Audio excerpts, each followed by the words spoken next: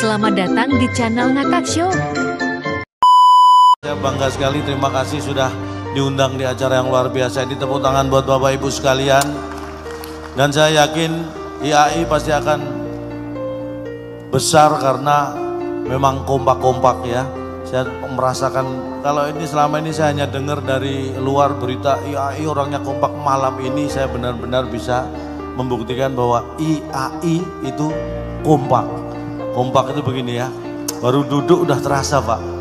Ini tanpa ada yang mengamando semua ngadep ke sini. Ini kalau nggak kompak nggak mungkin. Ya, tapi tetap sebagai akuntan kita harus profesional ya kan. Kayak saya ini ditelepon panitia, Cak ngisi acara ulang tahun IAI yang ke-61 siap. Saya nggak mikir bayaran, saya nggak mikir honor. Bener ini Prof. Tanya panitia. Karena yang mikir kan memang panitia Prof. Saya kan tinggal terima. Nah, kalau saya ikut mikir nanti malah dijadikan panitia, repot saya. Walaupun pelawak saya profesional, karena saya tahu profesional itu kunci kesuksesan. Tepuk tangan buat profesionalisme kita semua. Karena saya ini bukan pamer, ini hanya promosi saja. Saya sudah hampir 4-5 tahun terakhir ini diundang di acara-acara di perusahaan untuk jadi motivator. Bener, saya awalnya juga ragu, saya ini pelawak jadi motivator. Mungkin karena gara-gara ada motivator yang nggak ngakuin anaknya itu Prof. Mungkin karena itu ya.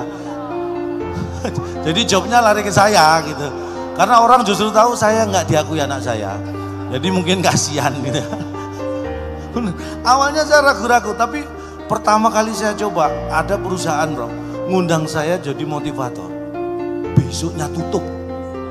Loh, saya diundang kan hari Sabtu Prof. Minggu kan libur tutup. Tapi Senin buka lebih bersemangat lagi itu. Katanya saya membawa perubahan. Makanya sejak itu saya yakin jadi motivator. Ada di perusahaan ini lebih parah kondisinya. Separuh karyawannya jumlahnya ratusannya akan di PHK. Bahkan nama-nama karyawan yang akan di PHK itu sudah ditentukan. Seminggu sebelum kejadian mem-PHK itu mengundang saya jadi motivator. Dan yang paling saya syukuri karena seminggu berikutnya saya dapat kabar separuh karyawan yang namanya sudah ditentukan akan di PHK itu semua batal di PHK. Karena yang di PHK separuh lainnya Bro. Jadi saya tetap membawa perubahan nama-nama yang di PHK itu, minim kan itu.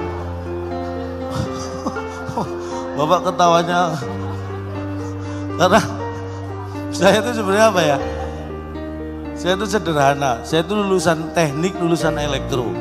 Tapi saya lulus, alhamdulillah lulus. Walaupun terpaksa Bro, tapi saya lulus.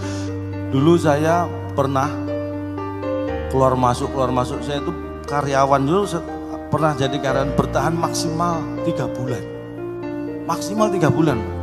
Mesti dipecat, saya heran saya. Padahal saya ini orang apa ya, karyawan tuh penurut, nggak pernah nego-nego. Saya tuh punya 2 prinsip dalam bekerja dulu yang saya pegang teguh. Pertama, pekerjaan seberat apapun itu akan terasa ringan buat saya kalau tidak saya kerjakan. Itu saya pegang teguh, bener. Pekerjaan seberat apapun itu kalau nggak saya kerjakan rasanya ringan gitu. Itu. Yang kedua, pekerjaan seberat apapun kalau kita lakukan bersama-sama akan terasa rame. 2 prinsip itu saya pegang teguh, makanya saya maksimal ya kontrak percobaan 3 bulan, setelah itu pasti dipecat. Heran, saya selalu ketemu bos yang nggak betah punya karyawan saya. Padahal saya betah punya bos apapun lah. Itu heran saya.